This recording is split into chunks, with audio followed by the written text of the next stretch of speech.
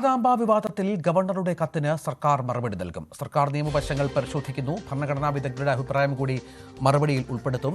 ഭാരതാംബ ചിത്രം ദേശീയ ഐക്യത്തിന്റെ ഭാഗമാണെന്ന് നിലപാട് നിയമപരിരക്ഷ ഇല്ലെന്ന് സർക്കാർ പറയുന്നു. ഇതിനിടെ സെനറ്റ് ഹാൾ സംഘർഷത്തിൽ രജിസ്ട്രാർ ഇന്ന് റിപ്പോർട്ട് നൽകും. വി അരുണുണ്ട്. തർക്കം അവസാനിക്കുന്നില്ല. രണ്ടു കൂട്ടരും നിലപാടുകൾ കർശനമാക്കുകയാണ്. ഏറ്റവും പുതിയ നീക്കങ്ങൾ എന്തൊക്കെയാണ്?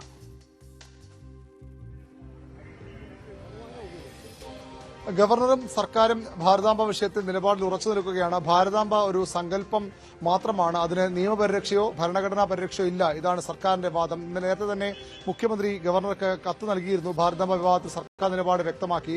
അതിനിടയിലാണ് മന്ത്രി വി ശിവൻകുട്ടിക്കെതിരെ വലിയ വിമർശനവുമായി ഗവർണർ മുഖ്യമന്ത്രിക്ക് കത്ത് നൽകിയത്. ശിവൻകുട്ടി ഭരണഘടനാ ബിംബങ്ങളെ അവഹേളിച്ചു, ഭരണഘടനാ സംവിധാനങ്ങളെ അവഹേളിച്ചു എന്ന വിമർശനമാണ് ഗവർണർ ഉന്നയിച്ചത്. അതിനും സർക്കാർ മറുപടി നൽകും. ശിവൻകുട്ടി അത്തരം നടപടികൾ കൈക്കൊണ്ടിട്ടില്ല. അദ്ദേഹം ഭരണഘടനയെ ബഹുമാനിക്കുന്നു. അതിനപ്പുറത്തേക്ക് ഒരു തരത്തിലുള്ള ഇടപെടൽ നടത്തിയിട്ടില്ല. ഭാരതാംബ സങ്കല്പം എന്നത് ഭരണഘടനയുള്ളതല്ല, അത് ദേശീയ ചിഹ്നവുമല്ല. അക്കാര്യം വ്യക്തമാക്കിയാണ് സർക്കാർ മറുപടി നൽകുക. മറുപടിക്കൊപ്പം സർക്കാർ ഭരണഘടനാ വിദഗ്ധരുടെ നിയമോപദേശം കൂടി തേടിയിട്ടുണ്ട്. അതുകൂടി ഉൾക്കൊള്ളിച്ച മറുപടിയാകും ഗവർണർക്ക് നൽകുക. ഇതിനിടെ സർവകലാശാലയിൽ നടന്ന സംഘർഷവുമായി ബന്ധപ്പെട്ട് രജിസ്ട്രാറോട്, സർവകലാശാല വിസിയോട് ഗവർണർ, ചാൻസലർ കൂടിയ ഗവർണർ വിശദീകരണം തേടിയിരുന്നു. അതിനുള്ള മറുപടി ഇന്ന് വിസി നൽകും. വിസിയുടെ അനുമതിയില്ലാതെ സംഘാടകർക്കെതിരെ, ഗവർണർ പങ്കെടുത്ത പരിപാടി സംഘാടകർക്കെതിരെ പോലീസിൽ കേസ് നൽകിയതിൽ വിസിക്കും കടുത്ത അതൃപ്തിയുണ്ട്. അതിൽ വിസി രജിസ്ട്രാറോട് വിശദീകരണം തേടിയിട്ടുണ്ട്.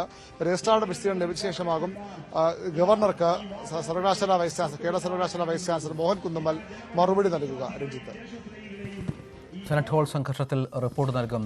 വി സിയോട് റിപ്പോർട്ട് ചോദിച്ചിരുന്നു ഗവർണർ. അതുമായി ബന്ധപ്പെട്ട റിപ്പോർട്ട് ഇന്ന് നൽകുമെന്നാണ് പ്രതീക്ഷിക്കേണ്ടത്. എമ്പുരാനിലെ ചില രംഗങ്ങളെക്കുറിച്ച് ഉയർന്ന വിവാദം മുതൽ Janaki versus state of Kerala വരെ എത്തി നിൽക്കുകയാണ് സമീപകാലത്ത് മലയാള സിനിമയിലെ ആവിഷ്കാര സ്വാതന്ത്ര്യത്തെക്കുറിച്ചുള്ള ചർച്ചകൾ. മലയാള സിനിമാ രംഗത്തേക്ക് വിദേശ ഫണ്ടിംഗ് നടക്കുന്നു എന്നത് കുറേ കാലമായി നിലനിൽക്കുന്ന ആരോപണമാണ്. ആ ഒരു ആരോപണത്തിന്റെ മറയിൽ സുതാര്യമായ ആവിഷ്കാര സ്വാതന്ത്ര്യത്തിന്റെ കടക്കൽ കത്തിവെക്കുകയാണ് കേന്ദ്ര സെൻസർ ബോർഡ് ഉൾപ്പെടെ ഏജൻസികൾ എന്ന ആരോപണം ഒരു വശത്ത് ശക്തമാവുകയാണ്. വിദ്യാഭ്യാസ രംഗത്ത് കേന്ദ്ര സർക്കാരിന്റെ താൽപര്യം കൊണ്ടുവരാൻ ശ്രമിക്കുന്നുവെന്ന ആരോപണത്തിന്മേലാണ് കഴിഞ്ഞ കുറേ കാലമായി സംസ്ഥാന സർക്കാരും കേരളത്തിലെത്തുന്ന ഗവർണർമാരുമായുള്ള പോര് നടക്കുന്നത്. കാര്യങ്ങൾ പരിശോധിച്ചാൽ ഇതിന്റെ മറ്റൊരു രൂപമാണ് ഇപ്പോൾ മലയാള സിനിമയിൽ നടക്കുന്നതെന്ന് വ്യക്തം.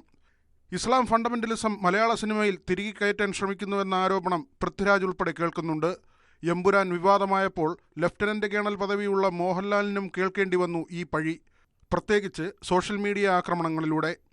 വർഷങ്ങൾക്ക് മുൻപ് പുറത്തിറങ്ങിയ എന്ന് സ്വന്തം ജാനകിക്കുട്ടി എന്ന സിനിമ മുൻകാല പ്രാബല്യത്തോടെ നിരോധിക്കുമോ എന്നാണ് കേന്ദ്ര സെൻസർ ബോർഡിനോട് നിലവിലെ വിവാദത്തിൽ ഒരു വിഭാഗത്തിന്റെ ചോദ്യം.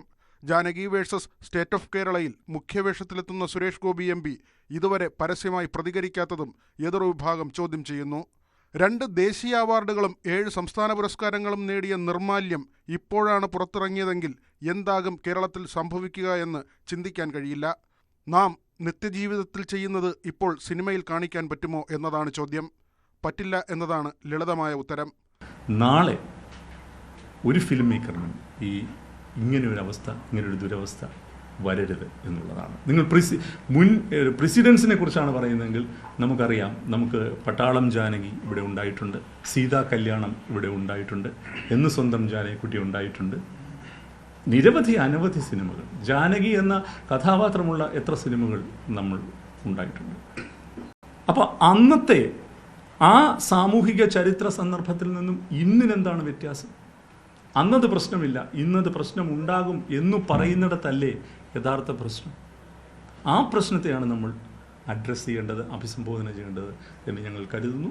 പൊളിറ്റിക്കൽ കറക്റ്റ്നെസ് ഒരു വിഭാഗത്തിന്റെ മാത്രം കുത്തകയല്ലെന്നും തങ്ങളുടെ ബിംബങ്ങളെ അപമാനിച്ചാൽ അത് ചോദ്യം ചെയ്യുമെന്ന് ഒരു വിഭാഗം പറയുകയും ചെയ്യുമ്പോൾ അതിൽ ന്യായം കാണുന്നവരുമുണ്ട്. താരസംഘടനയായ അമ്മയിൽ പോലും കക്ഷി രാഷ്ട്രീയം ഇപ്പോൾ സജീവമാണ്. ആവിഷ്കാര സ്വാതന്ത്ര്യത്തിനു വേണ്ടി ഫിഫ്ക ഉൾപ്പെടെ സമരത്തിനിറങ്ങുമ്പോൾ മലയാള സിനിമാരംഗം ഒന്നടങ്കം അതിനെ പിന്തുണയ്ക്കുമോ എന്നതിൽ സംശയമുണ്ട്. വി വിനോദ്, ന്യൂസ് 18.